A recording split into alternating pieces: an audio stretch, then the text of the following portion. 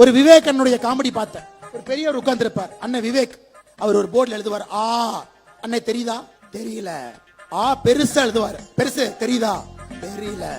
பெருசு ஆ பக்கத்திலே கொண்டு வந்து வைக்கிற, தெரியுதா, தெரியல. நான் தெரியுறேனா, தெரியல.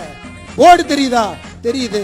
என்ன பெருசு ஆ மட்டும் தெரியலங்கிற தம்பினா, மலைக்கு கூட பள்ளிக்கூடம் பக்கம் ஒதுங்கல தம்பி, அதனால ஆ தெரியாது. இன்னைக்கு திமுக அவனுடைய எம்எல்ஏ அப்படித்தான் இருக்கிறான். இந்த 3 மொழி போய் 3வது மொழி அழிச்சிட்டு வா. ஒரு திமுக எம்எல்ஏ பெயிண்ட் டப்பாவை தூக்கிட்டு போறார்.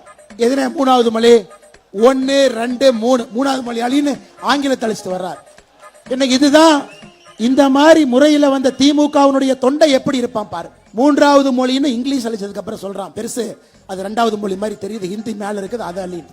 இவர்கள்லாம் இன்னைக்கு நமக்கு புத்தி சொல்லி கொண்டிருக்கின்றார்கள். தமிழகத்துல எப்படிப்பட்ட கல்விக் கொள்கை இருக்கணும், நாம என்ன படிக்கணும். நீங்க நல்லா யோசிச்சு பாருங்க ஐயா. 10ஆம் கிளாஸ் தமிழ்ல எத்தனை பேர் ஃபெயில் ஆகிறாங்க? 2022 57,000 பேர். 12ஆம் கிளாஸ் பரீட்சை போன வருஷம் 72,000 பேர் எழுதவே இல்லை. இன்னைக்கு நம்முடைய குழந்தைகளுக்கு இது போன்ற ஒரு கல்வி திட்டத்தை கொடுத்துட்டு தமிழ்நாடு வளர்ச்சி அடையும், தமிழ்நாடு வளர்ச்சி அடையும் என்று பகல் கனவு கண்டுட்டு இருக்கிறாங்க. அன்பு சொந்தங்களே.